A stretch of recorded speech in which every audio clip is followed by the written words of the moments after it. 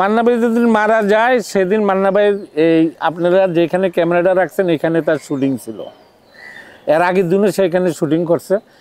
আগের দিন রাত্রে এখান থেকে সে সরাসরি ডাক্তারখানা গেছে, এই স্পট থেকেই সরাসরি ডাক্তারখানা গেছে, অসুস্থ বোধ করছে, মানে ফিল করছে। তারপরে সে বুঝতে পারে সে এখান থেকে মনে হয় সোনারগাঁয়ে গেছিলো মিটিংয়ে, ওইখান থেকে সে মেডিকেল গেছে, কিন্তু এই স্পটে তার শুটিং ছিল। আমি তখন মারা যাওয়ার আগের দিন পর্যন্ত আমি এফডিসিতে ছিলাম, যেই দিন শুটিং করে এদিন ছিলাম।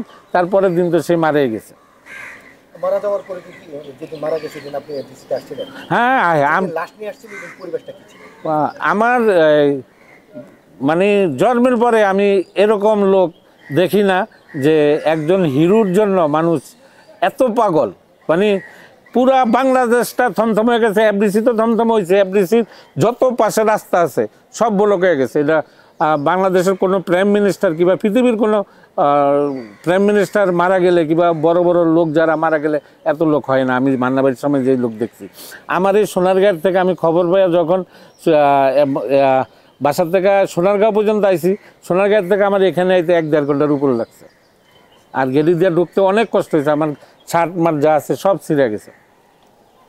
ভিতরে আইসা কি মানে দারোয়ানরা নাকি ট্যাকল করতে পারতেছিল না? কেউ ভিতরে এক সময় এটা উন্মুক্ত হয়ে গেছে গা, এটা দারোয়ানেরা কি মাইর খাবে? আর মাইর খাওয়া যায় কতক্ষণ? সব দারোয়ানেরা এক সময় গেট টেট সাইডে সব পলে গেছে গা। এরপর উন্মুক্ত পুরাটা হ্যাঁ, এক হয়ে গেছে গা। লাশ বার করছিলেন কিভাবে মনে আছে? লাশ অনেক কষ্ট করে বাইর করছে, অনেক কষ্ট, যেটা বলার মতো না।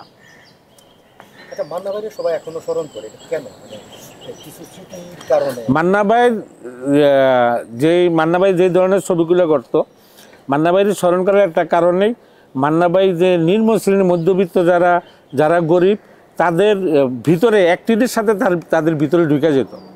মানে সে এরকম অ্যাক্টিং করতো, তখন সে যে মান্না এটা না, সে মনে হয় বস্তির অভিনয় করলে সে একটা বস্তির ছেলে, কিংবা মিনিস্টারের অভিনয় করলে এক একজন এক এক রকম, পুলিশের অভিনয় করলে একজন যেই ক্যারেক্টার সেই ক্যারেক্টারের ভিতরে ঢুকে যেত, যার জন্যে তার সব শ্রেণীর লোক মনে করে এখনও তারে ভালোবাসে। ভিজা বিড়াল, শ্রেষ্ঠ সন্তান, শত্রু খেলা, 5-6টা ছবি করছি। রমজানে শুটিং করছিলেন? না, মনে নাই, অনেক আগের কথা না।